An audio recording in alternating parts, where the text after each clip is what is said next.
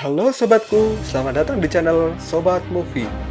Tempatnya review film paling asik dan menarik buat sobatku semua.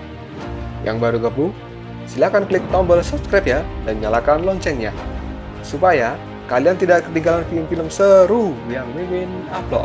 Oke, gak usah berlama-lama lagi, langsung aja kita ke reviewnya. Gasken sob.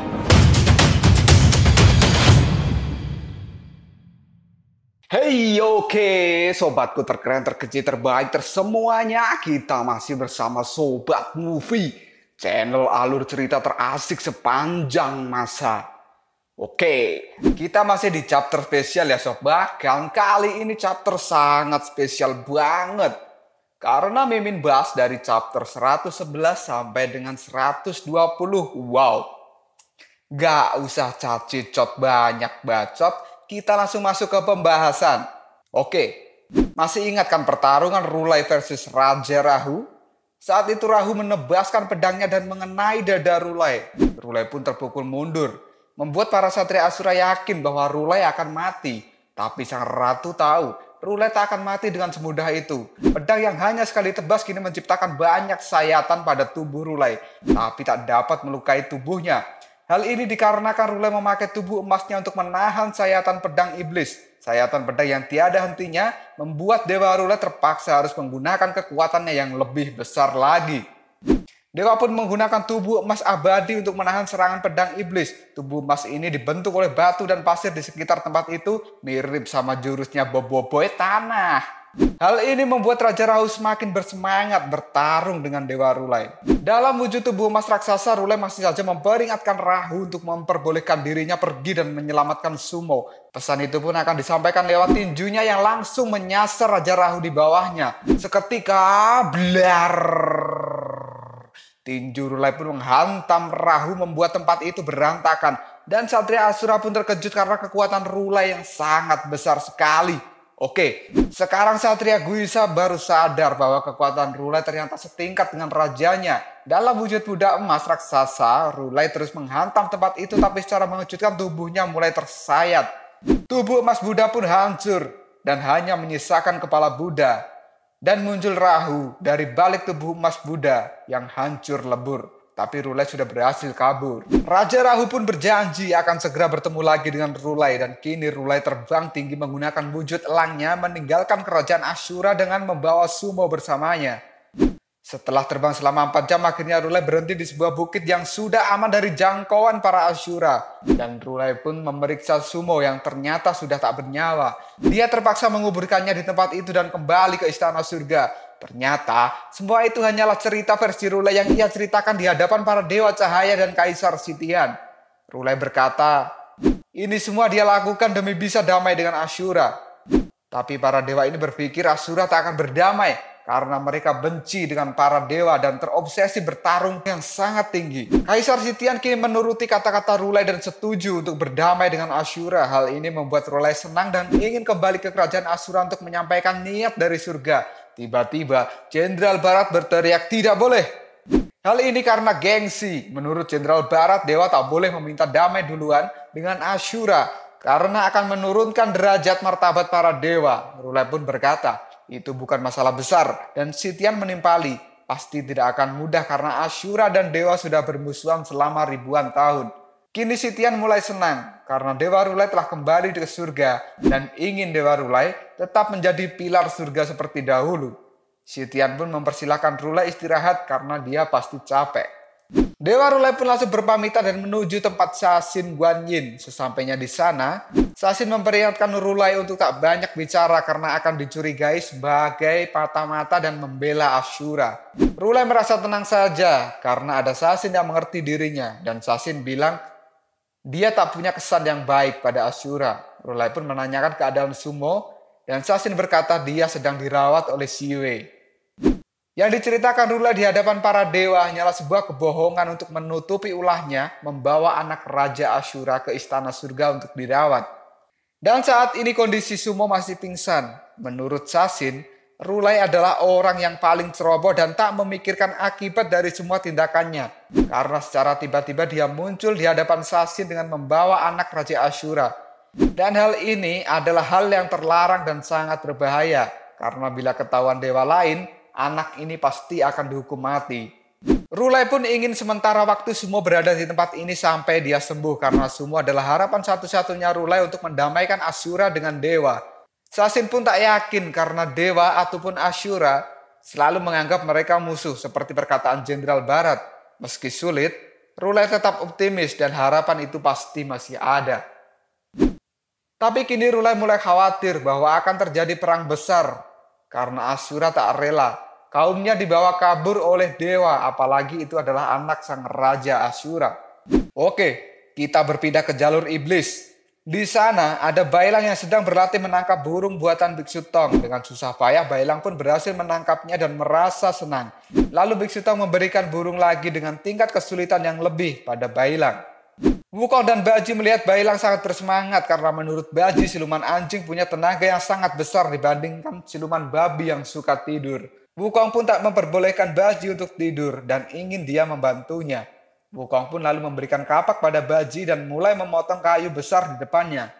Si babi pun tak ikhlas dan mengeluh karena yang lain tidur, malah dia bekerja. Dalam tidurnya, Xiaoyu pun bermimpi bahwa dia berasa ada di sebuah tempat. Di tempat itu dirinya bertemu dengan kakaknya yang bernama Yuso yang sudah mati. Xiaoyu pun merasa sangat senang. Dia pun berlari memeluk Yuso dan menangis kenapa Kak Yuso harus mati. Yuso pun kini menanyakan kabar Xiaoyu. Dia pun menjawabnya sangat baik dan dia menemukan teman-teman yang hebat yang akan mengantarkan dirinya ke surga barat. Tapi Yuso malah bilang tidak. Karena bila dia ke surga barat memang benar dirinya akan menyelamatkan umat manusia. Tapi di balik itu semua dirinya tak akan bisa kembali menjadi Xiaoyu dan akan menghilang. Xiaoyu pun hanya terdiam. Kita pergi sebentar ke kerajaan Ashura. Di sana Raja Rahu duduk di kursi rajanya dan sang ratu menemuinya. Kini ratu bertanya kabar Rulai dan Sumo apakah mereka ke istana surga. Dan apa raja membiarkan mereka pergi? Tanya sang ratu. Raja pun heran. Kenapa ratu bicara seperti itu? Ratu pun menjawab. Karena dia hanya ingin tahu kabar tentang anaknya. Raja pun menjawabnya, tak perlu khawatir. Karena Rulai melindungi Sumo dengan nyawanya, dia akan aman. Ratu pun mulai menyalahkan Rulai. Karena jika Sumo tak dekat-dekat dengannya, pasti Sumo akan menang dengan mudah. Raja pun menganggap Sumo kurang berlatih dan tak perlu menyalahkan orang lain. Karena Sumo juga sudah banyak belajar dari Rulai. Ratu pun menganggap Raja menghormati Rulai. Raja pun mulai bercerita saat awal bertemu dengan Rulai dulu. Dirinya sedang mengejar Sitian dan Jenderal Timur yang kabur. Mereka akhirnya bertarung lalu berhenti dan mulai bicara. Kata-kata Rulai saat itu mampu mendinginkan hati raja yang sedang terbakar.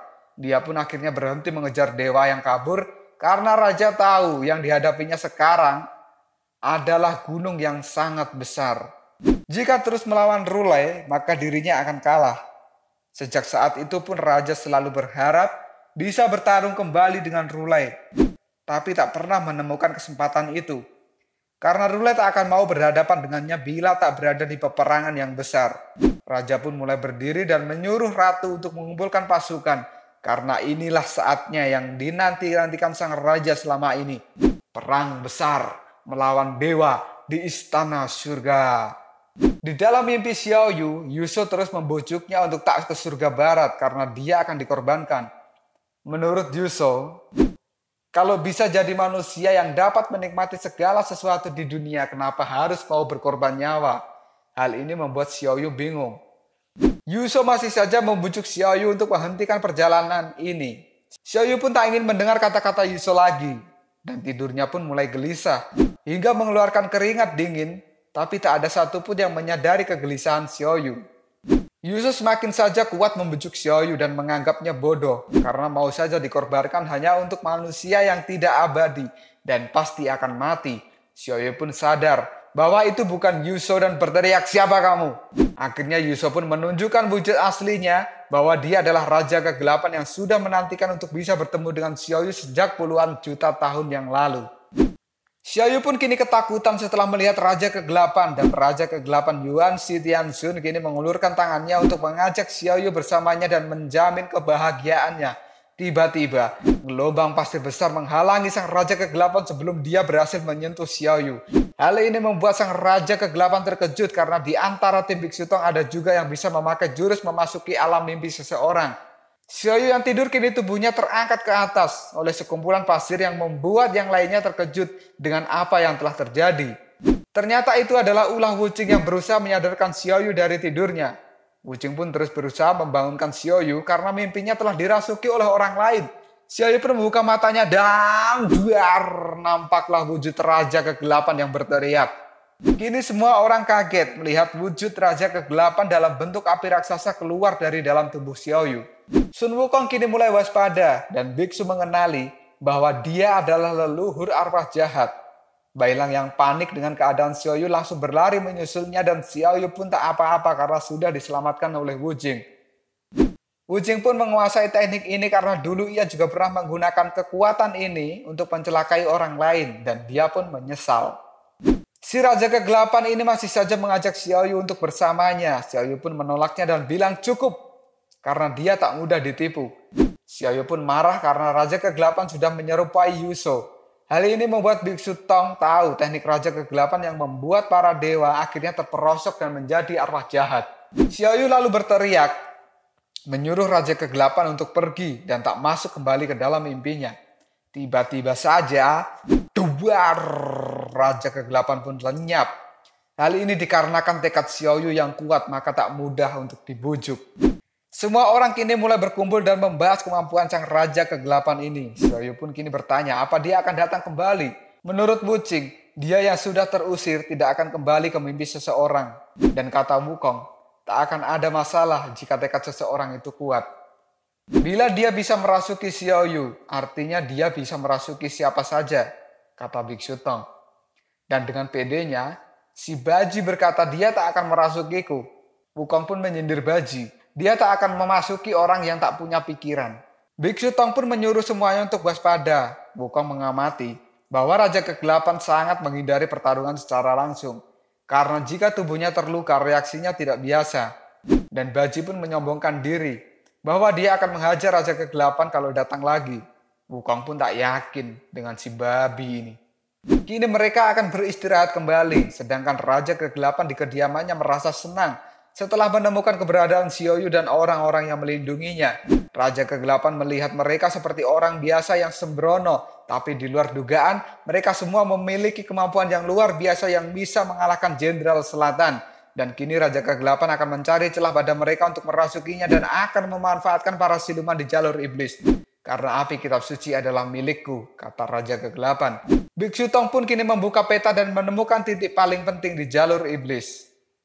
Dan titik itu adalah negeri Tengkorak Putih yang berada di balik lembah yang dalam, kata sang biksu. Bailang melihat awan gelap di atas negeri Tengkorak Putih dan Baji berkata, itu bukan awan, tapi aura mayat yang berkumpul. Dulu kami pernah bertarung dengan siluman Tengkorak Putih dan putri Tengkorak Putih menyukai sang guru. Mendengar Baji bilang begitu membuat semuanya kaget dan Biksu Tong merasa Baji tak sopan karena selalu membuka rahasia orang. Bahkan Wukong pun ikut membuka rahasia sang guru. Kalau dulu, Putri Tengkorak mau memakan sang guru tapi dibiarkan saja karena Biksu Tong yakin Putri Tengkorak akan berubah. Kini semuanya sudah bersiap menuju lembah Tengkorak. Bailang yang melihat kereta jadi penasaran apa itu. Wukong pun berkata, ini kereta untuk barang-barang. Saking penasarannya, Bailang pun kini semangat menarik kereta yang dianggap mainan baru untuknya. Sampai-sampai Bailang pun berlarian ke sana kemari dan tiba-tiba datang seseorang dari lembah Tengkorak. Seseorang itu menaiki kuda dan langsung menyebut nama Biksu Tong. Ternyata orang yang datang itu adalah pendekar Tengkorak Putih yang datang ke situ untuk menjemput rombongan Biksu Tong.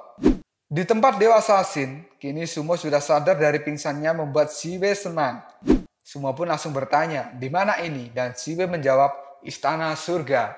Mendengar itu, Sumo terkejut dan langsung berlari keluar. Dia pun langsung kabur dan mendobrak pintu dan secara mengejutkan ada Dewa Sasin di balik pintu yang akan langsung dihajar oleh Sumo karena menghalangi jalannya. Dewa Sasin pun hanya diam saja, tapi Sumo tak bisa meninjunya karena takut dengan aura Dewa Sasin.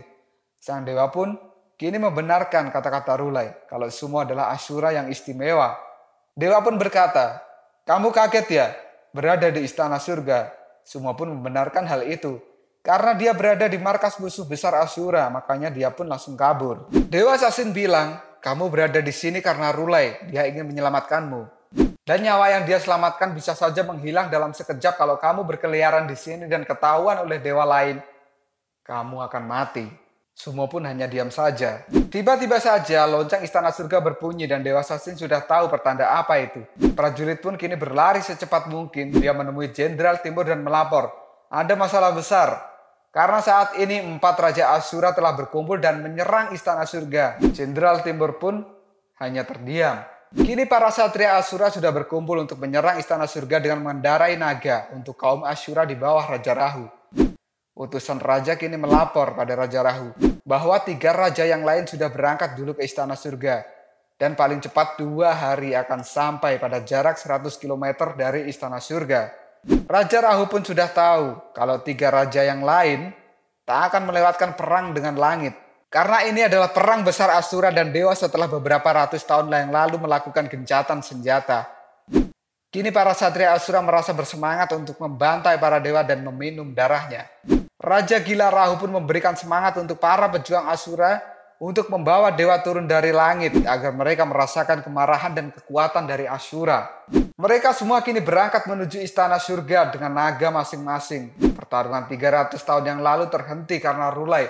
Dan kali ini tak akan ada yang dapat menghalangi para Ashura lagi termasuk Dewa R'ullai. Raja Rahu pun berjanji akan menghancurkan istana surga dan hal ini sudah dinantikan oleh Raja Ashura yang lain. Dan para Raja Ashura yang lain juga sangat bersemangat dengan peperangan ini walaupun saat ini dewa sudah terpecah menjadi 2 kubu. Tapi para raja ini akan melawan kubu cahaya karena mereka tidak tertarik dengan kubu kegelapan yang dihuni para dewa yang terperosok. Karena menurut Karakanta, si raja keputusasaan, dewa yang sebenarnya adalah kubu cahaya. Dengan begitu baru akan cocok dengan semangat dewa petarung. Dan karena dewa adalah musuh bebuyutan dari kaum Ashura. Perang ini juga disebut dengan perang ratusan juta tahun dan perang besar.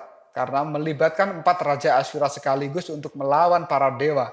Dan akibat dari peperangan ini, kedua belah pihak akan kehilangan sebagian besar prajurit dan akan menimbulkan malapetaka yang besar untuk makhluk hidup yang lain. Di istana surga cahaya, kini para prajurit sudah berkumpul, begitu pula dengan para jingga. Kaisar Hitiar menyuruh semua prajurit berkumpul karena 4 raja Ashura telah menyerang dan mengirimkan prajuritnya dan para dewa kali ini tak punya pilihan selain bertarung dengan mereka. Para dewa pun sudah bersiap melakukan perang besar dengan Ashura dan mereka tak akan membiarkan satu pun Ashura masuk ke istana surga.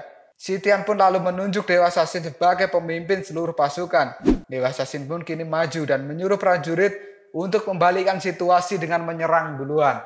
Para Ashura ini menyerang dari 4 penjuru dan tujuan dewa hanya satu, yaitu menghentikan Ashura dan melindungi istana surga. Prajurit langit pun kini sudah bersiap, begitu pula dengan gerbang emas Dewa Mata 3 yang sudah dibuka untuk membuat jalan menuju lokasi perang. Dewa Mata 3 dan pasukannya kini sudah sampai di perbatasan garis depan untuk melawan para prajurit Ashura yang sudah mulai terlihat dengan aura membunuh yang sangat besar. Secara mengejutkan, bam bam bam bam bam, dari langit turun dinding-dinding besar yang langsung menutup lokasi itu dan menghambat prajurit Ashura. Ternyata tembok-tembok itu adalah garis komando yang dibuat oleh Raja Kebajikan dengan jimat kertasnya.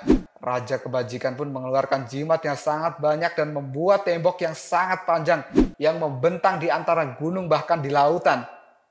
Dewa Erlang pun menyuruh prajurit untuk bersiap dan mungkin ini adalah perang terakhir bagi mereka. Para prajurit pun menyemangati diri mereka dengan candaan-candaan agar mereka tidak takut melawan Ashura.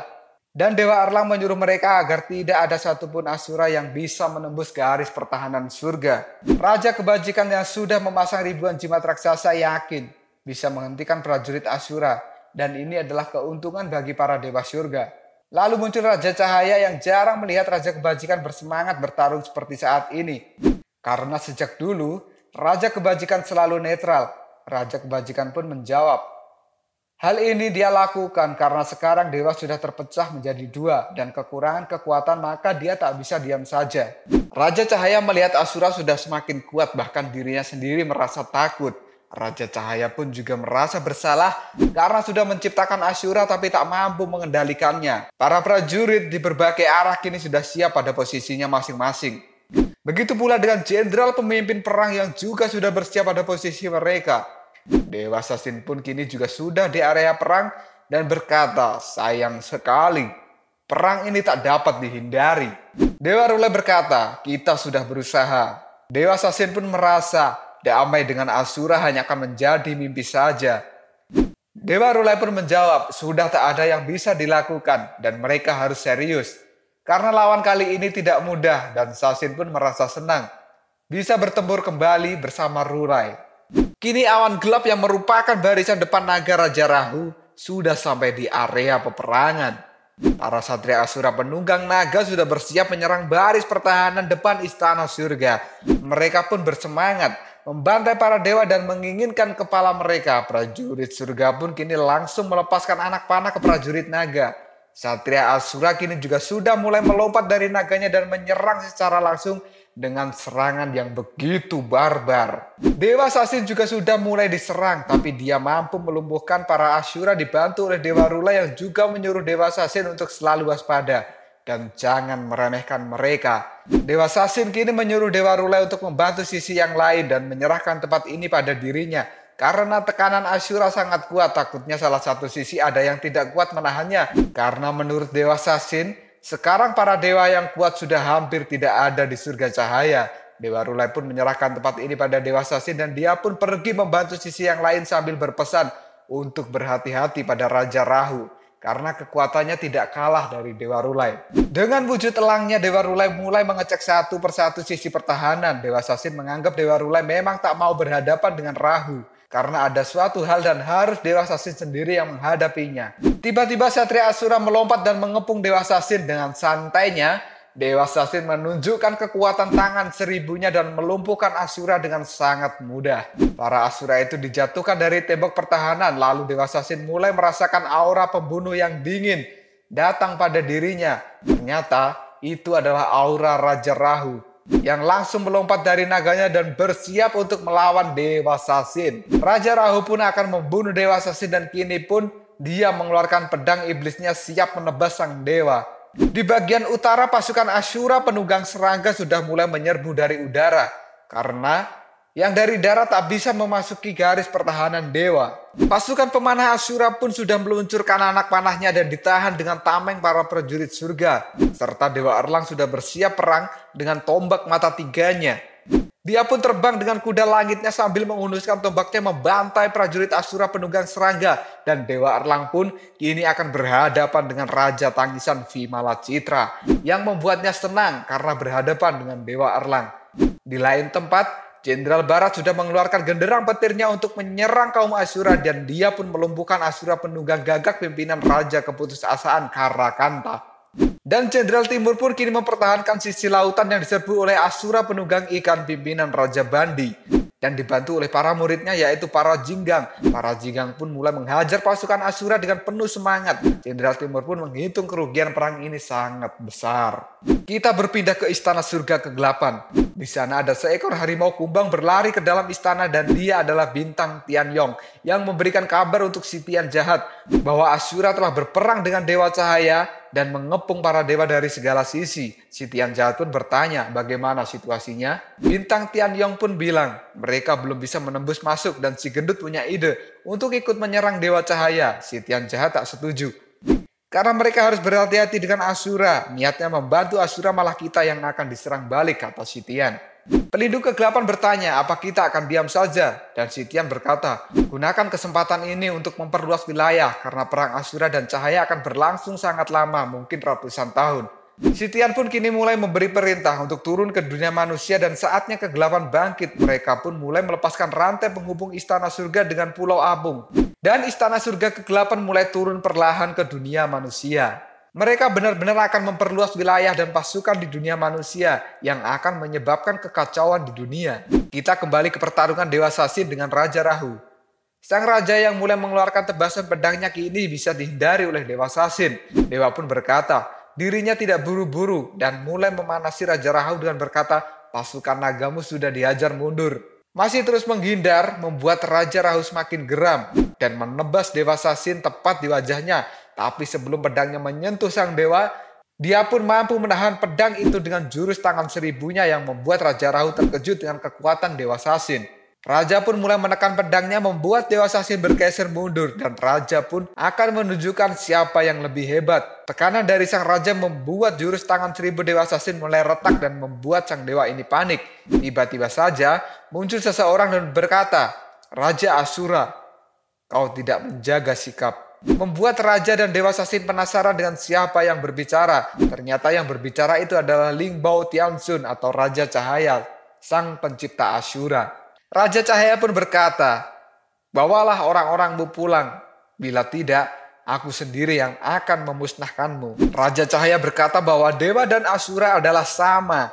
Dia pun mengeluarkan senjatanya dengan penuh kemarahan dan memerintahkan Asura untuk mundur sambil mengeluarkan serangan dari senjatanya yang membuat Raja Rahu terlompat. Raja Rahu pun berkata, "Asal mereka tidak penting karena Asura telah bertahan hidup sendiri selama puluhan juta tahun. Dan saat ini, Raja Rahu akan memusnahkan para dewa termasuk 3 dewa suci." Raja Rahu pun dengan kemarahannya yang sudah membara mulai menebaskan pedang iblisnya pada Raja Cahaya dan membuat Dewa Sasin panik.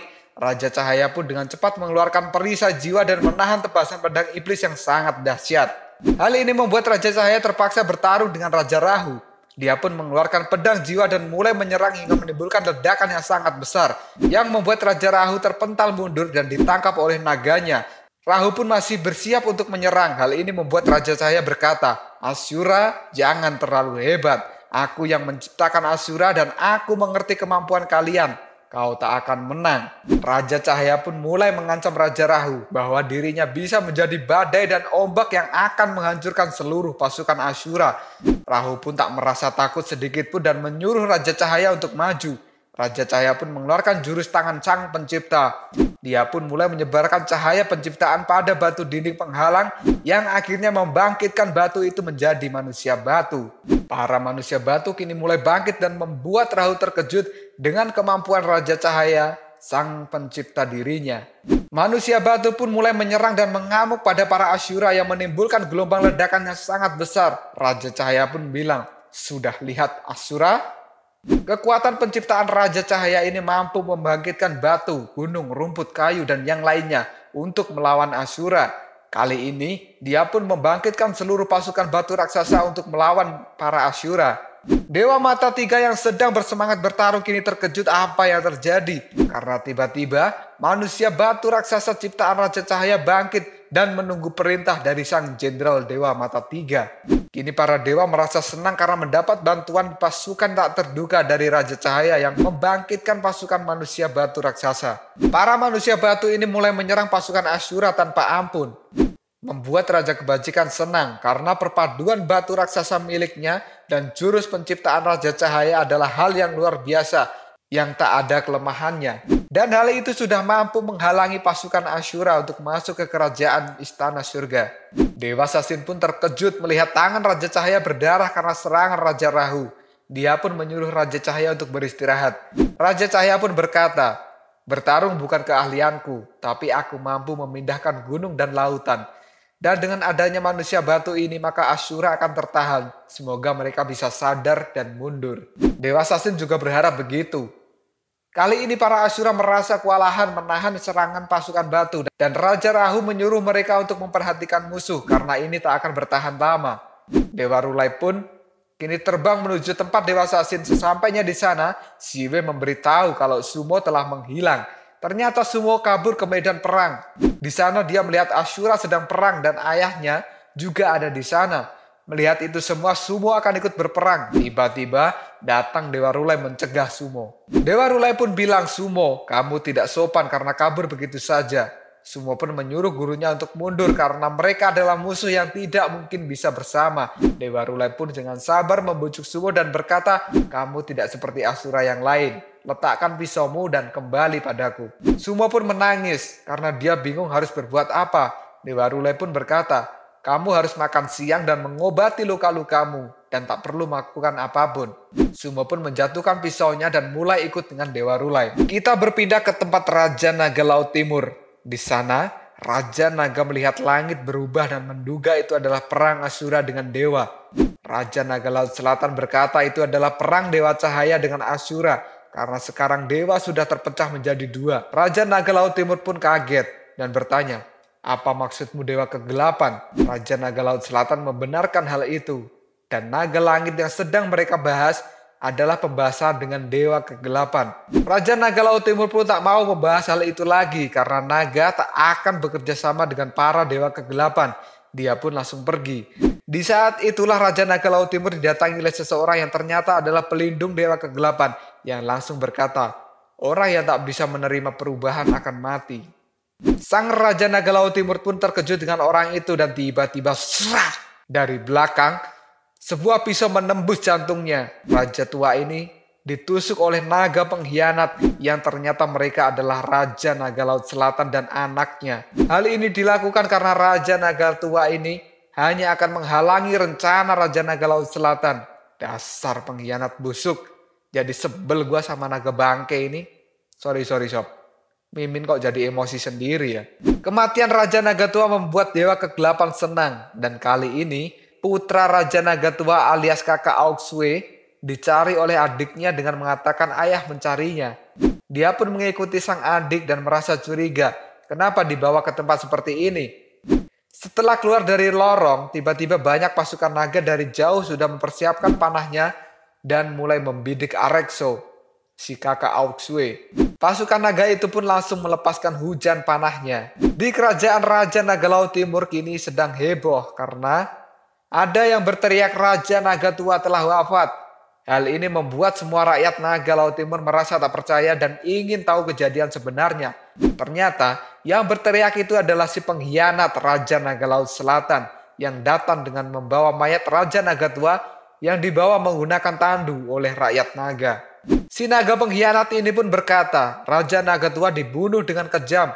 Kini para rakyat Naga Laut Timur bersedih dengan kematian rajanya dan mereka ingin tahu siapa pelakunya. Naga pengkhianat pun mulai mengarang cerita dan memfitnah Auxue sebagai pelaku pembunuhan. Kini semua naga mulai percaya bahwa Auxue benar-benar telah membunuh ayahnya. Hal ini membuat Raja Naga yang lain sepakat untuk memburu dan membunuh Auxue. Di saat para Raja Naga mulai emosi dengan Auxue, si naga pengkhianat mulai melancarkan rencananya dengan bilang para suku naga harus bersatu agar kuat dan tak ada kejadian seperti ini lagi. Tiba-tiba saja Arexo datang dan menyela perkataan naga pengkhianat dengan bilang bersatu di bawah kekuasaan Laut Selatan dan mendengar perintahmu kah? Lalu Arexo membongkar kebusukan Raja Naga pengkhianat di depan para Raja Naga yang lain. Karena naga pengkhianat ini juga berniat membunuh Arexo agar adiknya naik tahta dan jadi boneka si naga pengkhianat ini. Arexo pun berkata, prajurit yang kau utus kurang kuat dan kau selalu meremehkanku. Naga pengkhianat ini saat ini mulai terkejut karena kebusukannya dibongkar oleh Arexo. Dan Arexo juga menceritakan kalau saat itu dirinya dihujani dengan banyak anak panah, tapi dia berhasil melawan dan membunuh para naga pemanah kemudian menginterogasi adiknya. Sang adik pun bilang kalau dia hanya disuruh Laut Selatan dan saat ini mereka telah bergabung dengan Dewa Kegelapan dan membunuh ayah. Arexo pun berkata, ayahnya sangat baik dan sering membantu Raja Naga yang lain. Kenapa bisa air susu dibalas dengan air kencing? Dan malah membela Dewa Kegelapan. Para Raja Naga yang ada di situ merasa tak percaya bahwa pembunuh Raja Naga Tua adalah si Laut Selatan. Kini para naga sudah bersiap dengan senjatanya dan akan membunuh si pengkhianat. Tapi naga pengkhianat ini sangat licik dan balik memfitnah Raja Naga Tua bahwa sang Naga Tua akan membawa kehancuran bagi suku naga. Naga Gunung Hitam tak percaya dan itu tak mungkin. Kemudian Raja Naga Gunung Putih membenarkan perkataan si pengkhianat dengan bilang, kali ini Dewa Kegelapan adalah kekuatan yang baru. Dan jika tak mau bergabung, malah akan menyinggung mereka dan artinya cari mati. Mendengar hal itu, Raja Naga yang lain mulai terprovokasi dan membenarkan perkataan Naga Gunung Putih.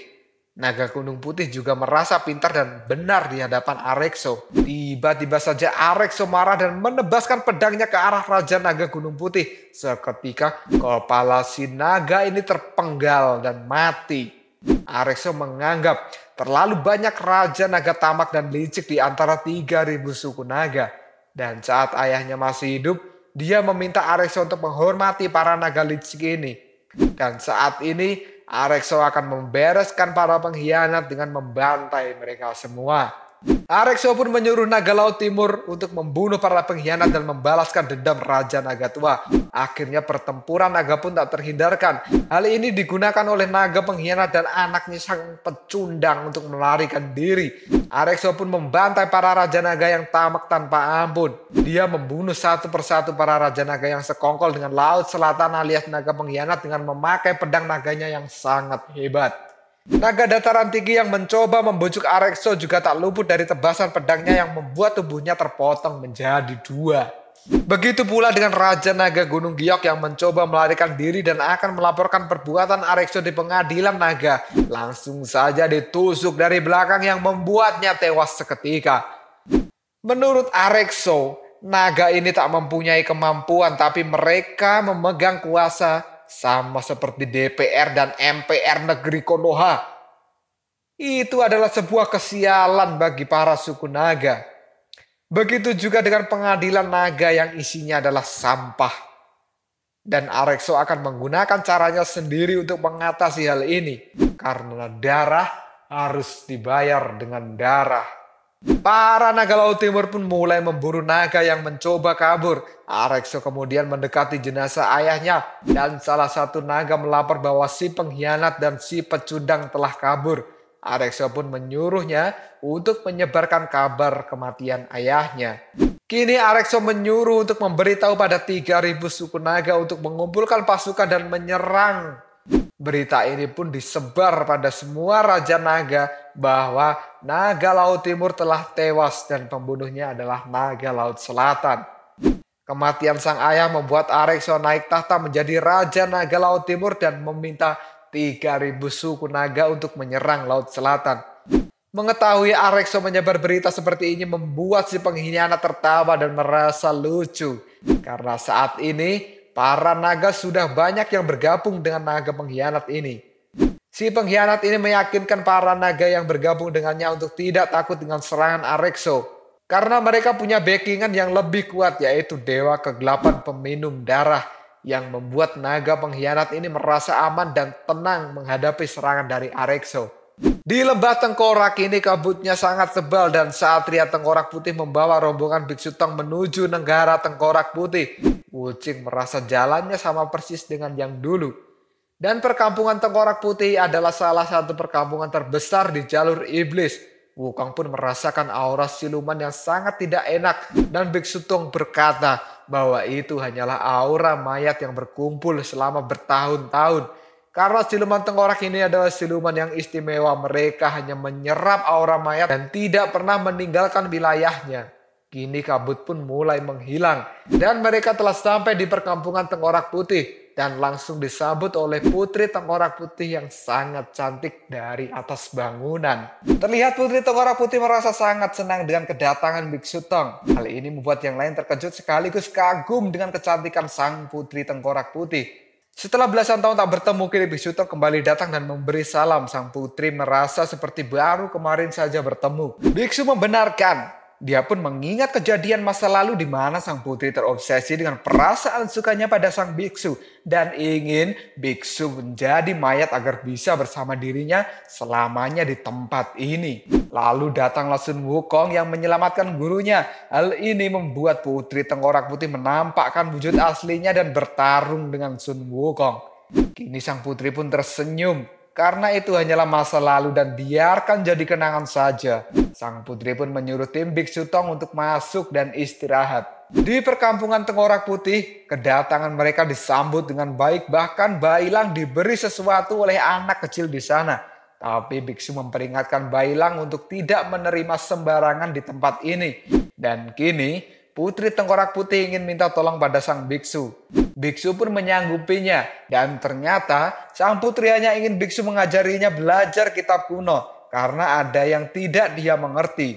Sang putri pun merasa senang karena biksu Tong bersedia untuk mengajarinya. Mereka pun kemudian pergi ke tempat penginapan bersama-sama sambil melihat cewek-cewek cantik di perkampungan Tengkorak Putih. Putri Tengkorak Putih lalu memberikan bukunya pada biksu Tong. Dan sang biksu perlu waktu 3 hari untuk membuat catatan dari buku kuno agar bisa dipelajari sang putri. Sedangkan Sun Wukong akan berjaga-jaga selama gurunya membuat catatan. Wukong masih saja sinis dengan putri tengkorak dan biksu menyuruhnya untuk tidak kurang ajar. Sang putri tidak ada niat jahat dengan gurunya. Dia pun berpamitan untuk keluar. Wukong pun bertanya, apa gurunya tak takut kalau putri tengkorak ini kumat lagi? Wukong dan gurunya pun mulai berdebat soal putri tengkorak yang jatuh cinta pada sang guru. Dan saat itu gurunya hampir tergoda. Biksu pun kini mulai akan membuat catatan dan Wukong bersantai sambil berjaga-jaga.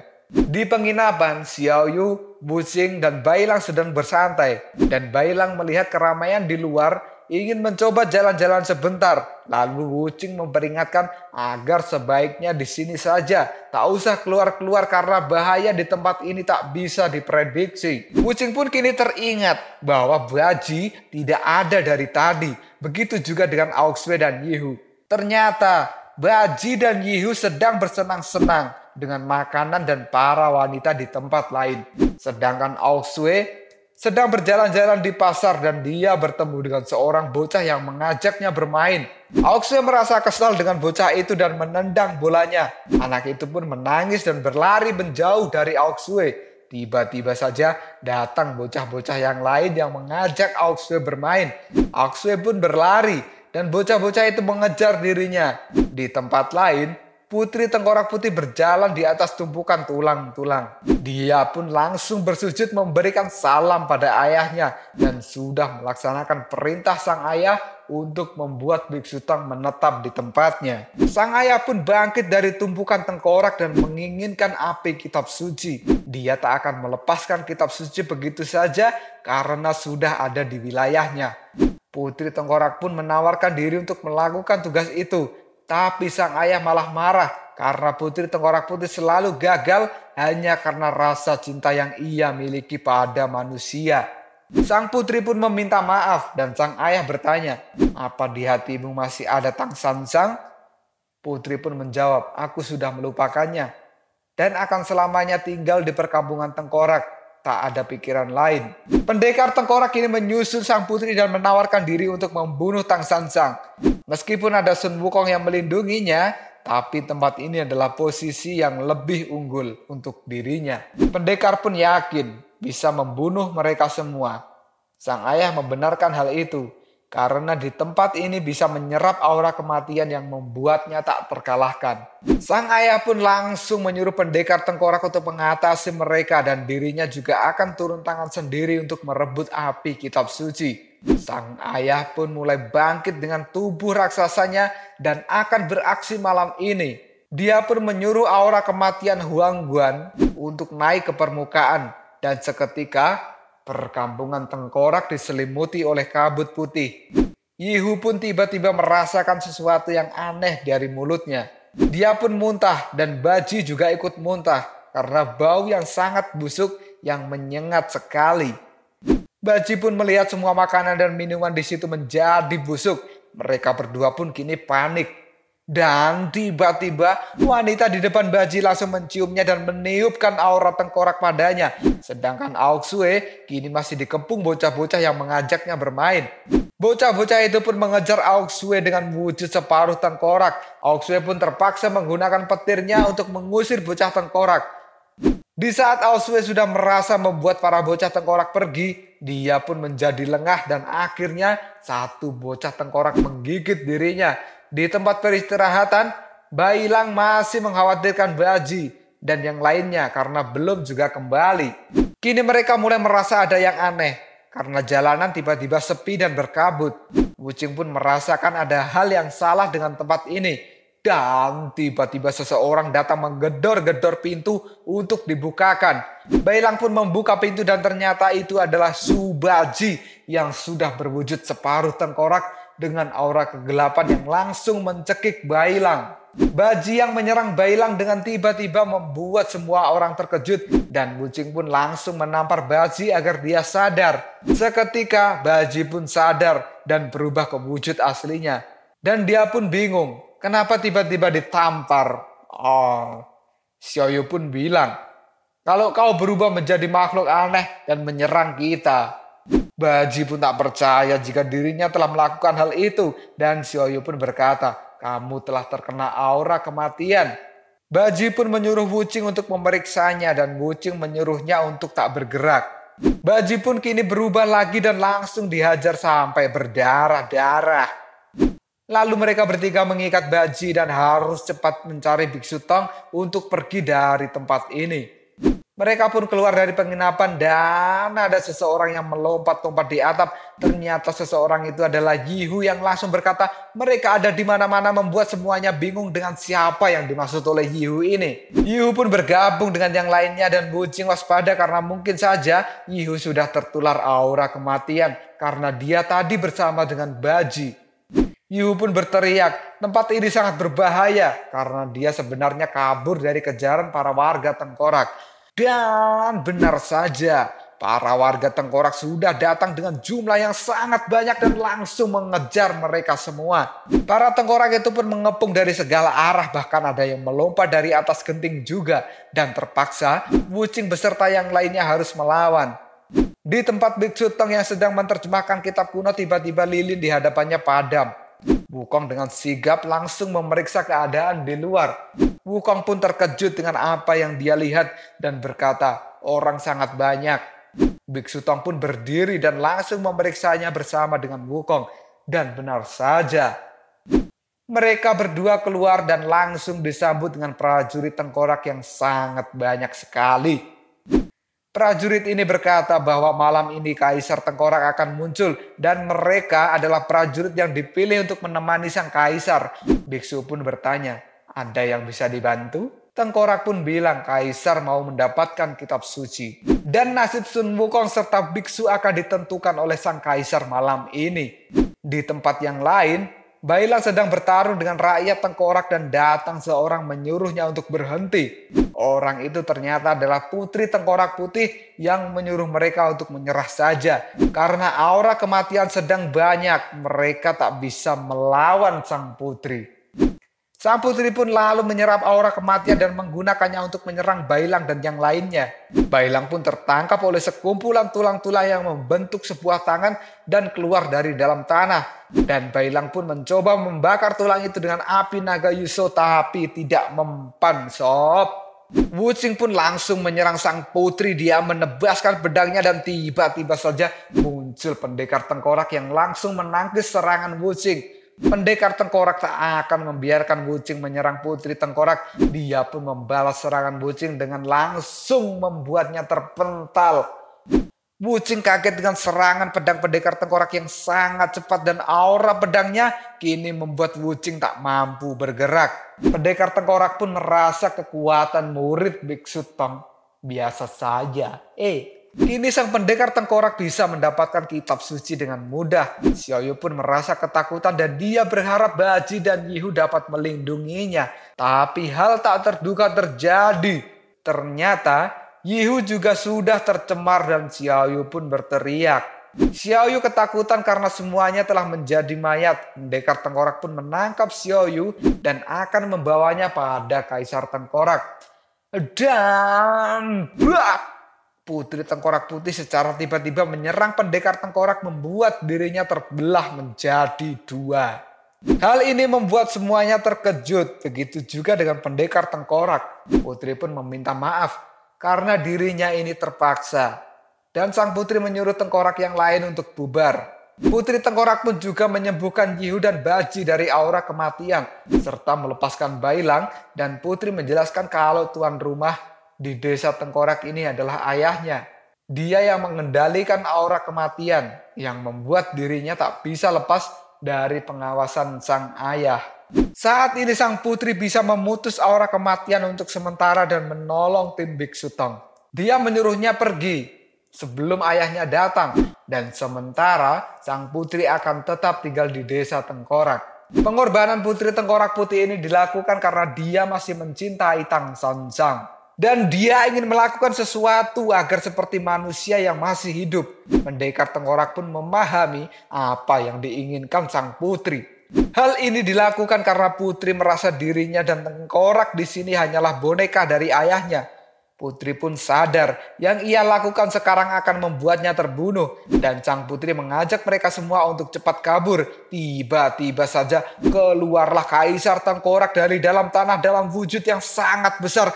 Membuat semuanya terkejut dan ketakutan. Dan tak akan membiarkan mereka semua kabur dari tempat ini. Oke, kita masuk ke penjelasan dikit ya sob. Jadi siluman ini memiliki cara untuk masuk ke mode petarung dengan cara menyerap energi di sekitarnya. Seperti contohnya Subaji, dia menyerap energi hutan dan alam sekitar. Nah, semakin langka jenis energi yang dia serap, maka akan semakin kuat siluman itu. Contohnya Kaisar Tengkorak ini. Dia hanya mampu menyerap energi kematian. Dan di wilayahnya ini, dia akan sangat kuat sekali dan sulit untuk dikalahkan. Asal-usul Kaisar Tengkorak ini dulunya adalah seorang manusia biasa. Dia adalah seorang raja yang terluka dan sampai ke tempat ini. Karena saking lelahnya, raja ini pun pingsan di tempat itu dan mengira dirinya akan mati. Sang raja pun diselimuti aura kematian selama bertahun-tahun dan kejadian di luar nalar pun terjadi. Raja ini pun bangun dari pingsannya dan mendapati dirinya hanya tinggal Tengkorak saja. Dan dia pun merasa frustasi. Dia adalah siluman Tengkorak Putih yang pertama dan merupakan salah satu siluman terkuat di jalur iblis. Sang kaisar ini kemudian membangun perkampungan di wilayah ini. Lalu menciptakan rakyatnya dari api kuburan di tempat itu. Oke, kita kembali ke cerita. Kedatangan Kaisar Tengkorak membuat semuanya takut. Kaisar lalu memarahi putrinya yang berkhianat. Apa tak takut dibunuh? Putri pun menjawab, dia hanya setitik api kuburan, tak masalah kembali ke wujud asal. Semua ini dilakukan sang putri karena dia mencintai Tang Sonsang dan tak ingin Tang Sonsang mati. Putri pun bilang, mencintai seseorang tak harus selalu memilikinya. Dan aku akan membiarkan dia pergi dengan selamat meski harus melawan ayah. Kaisar pun tertawa karena ada siluman Tengkorak Putih ciptaannya yang berani bertarung dengan dirinya. Dan menurutnya itu sangat lucu sekali. Kini Kaisar marah dan mengeluarkan serangan tulang membuat sang putri tertusuk dan yang lainnya menghindar. Bailang dan Wuching pun maju melawan Kaisar Tengkorak sementara Xiaoyu diajak bersembunyi oleh Subaji. Kombinasi pasir dan api Yuso mampu membuat sang kaisar terpukul mundur. Ditambah lagi ada Yihu yang datang membantu. Yihu pun mengeluarkan cakar besinya dan mencakar sang kaisar. Yihu terkejut karena kaisar ini di dalamnya hanyalah kosong, tidak ada apapun. Dan Yihu malah tertangkap oleh sang kaisar Tengkorak. Dalam sekejap, Yihu pun dirubah menjadi Tengkorak Putih dan dimakan oleh sang kaisar. Lalu Bailang mencoba membakar tubuh Kaisar Tengkorak Putih tapi tidak mempan. Kaisar Tengkorak lalu menyerap pasir Wuching dan membuat Wuching kini tersedot masuk ke dalam mulut sang Kaisar Tengkorak. Wuching pun dimakan juga bagai cemilan. Dan Bailang kini digepuk seperti nyamuk yang membuat sebagian tulangnya retak. Bailang pun kini terjatuh, membuat Baji dan Xiaoyu panik. Putri Tengkorak Putih pun bangkit dan menyuruh mereka untuk mencari gurunya. Sementara saat ini sang putri akan melawan ayahnya. Putri Tengkorak pun menyerap energi kematian 9 alam untuk memperkuat dirinya. Sang putri lalu mengeluarkan serangan tangan Tengkorak raksasa dari dalam tanah yang langsung menggenggam sang ayah. Kaisar pun tertahan oleh tangan raksasa Tengkorak, merasa kekuatannya sangat lemah. Putri pun berteriak agar mereka cepat pergi dari sini. Di saat mereka akan pergi, datanglah 3 jenderal Tengkorak yang sudah menangkap Sun Wukong dan gurunya, lalu membawanya ke tempat ini. 3 jenderal itu pun sudah membawa Biksu Tong dalam keadaan pingsan dan Sun Wukong dalam keadaan terikat tak berdaya. Hal ini membuat Bailang dan yang lainnya ketakutan seolah harapan mereka sudah tidak ada. Kaisar pun melepaskan diri dari tangan tengkorak yang menggenggamnya dan menghancurkan tangan itu. Dia pun juga langsung memukul putri tengkorak hingga hancur dan menancapkan tulang tengkorak putih yang membuat sang putri tak mampu berdiri kembali. Kaisar pun kini menyuruh pendekar tengkorak untuk mengawasi sang putri. Pendekar lalu menyuruh sang putri untuk berbaring saja dan putri menyuruhnya untuk membunuh dirinya. Pendekar pun hanya terdiam dan kini Bailang dan yang lainnya mulai terkepung oleh para tengkorak putih. Mereka pun mulai panik dan terpaksa menerapkan aturan perjalanan nomor 10 yaitu menyerah. Hal ini membuat sang kaisar merasa senang. Kaisar kini merasa semuanya sudah berakhir. Dan dengan api kitab suci akan membuatnya terlepas dari ikatan takdir. Dan bisa pergi dari lembah ini untuk menguasai dunia. Hanya karena Biksu Tong putrinya berani memberontak. Dan sekarang Kaisar akan membunuh Biksu Tong agar putrinya bisa kembali ke sisinya. Kaisar pun membuka mulutnya dan bersiap memakan sang biksu. Biksu pun membuat kejutan yang tak terduga dengan membuka matanya dan berkata, "Jangan memaksa sang putri melakukan apapun." Kaisar pun terkejut dan biksu mulai menggunakan tasbih supernya yang dililitkan ke tangan. Dan duar, dia pun menghantam kepala Kaisar Tengkorak sambil berkata, "Arwah gelap, menghilanglah." Hal ini membuat putri terkejut karena Biksu Tong tidak pingsan. Dan biksu menyuruh sang putri untuk berbaring saja karena mimpi buruknya akan berakhir sekarang juga. Kita flashback sebentar ya. Saat menjemput Biksu Tong untuk masuk ke perkampungan Tengkorak, dalam perjalanan pendekar Tengkorak memberitahu bahwa ayahnya sang Kaisar Tengkorak kini sedang mengincar kitab suci. Dan pendekar ini minta bantuan pada Biksu Tong. Dia dan Tengkorak lain berencana akan membunuh sang Kaisar untuk menyelamatkan Tuan Putri. Karena selama ini, Tuan Putri selalu tertekan dan tersiksa oleh ayahnya. Kematian Kaisar Tengkorak berarti adalah kebebasan untuk Tuan Putri dan semua rakyat Tengkorak. Biksu Tong kini memakai jurus taunya untuk memurnikan jiwa Kaisar. Kaisar kini curiga rakyatnya telah menjadi pemberontak karena Biksu dan Wukong tak benar-benar menyerah. Jenderal Tengkorak kini melepaskan ikatan Wukong dan mengatakan ini adalah hadiah untuk Kaisar dari seluruh rakyat Tengkorak. Wukong pun tak menyia-nyiakan waktu dan langsung berubah menjadi kera raksasa. Dia pun langsung melompat dan menghajar Kaisar sampai kepalanya retak dan terlempar mundur. Kini sang Kaisar menyuruh pendekar Tengkorak untuk membunuh mereka semua. Tapi sang pendekar malah menggunakan pedangnya untuk menolong putri Tengkorak dan berkata, "Aku akan berada di sisimu selamanya. Begitu juga dengan semua rakyat Tengkorak Putih.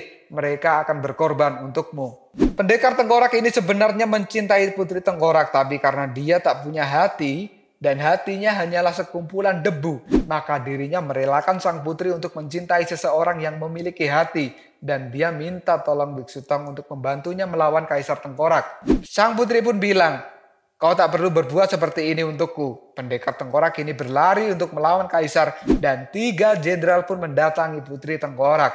Mereka mengatakan bahwa Tengkorak Putih juga memiliki jalan hidupnya sendiri. "Kamu jangan bersedih ya, nak cantik. Yang penting bisa lepas dari kendali orang itu dan semuanya akan menjadi lebih baik. Paman akan melindungimu," kata Jenderal Tengkorak pada si putri Tengkorak itu tadi. Kini 3 jenderal Tengkorak langsung maju menghajar para Tengkorak yang masih dalam kendali sang Kaisar. Mereka pun menghajar tanpa ampun. Begitu juga dengan Baji yang mulai ikut bertarung.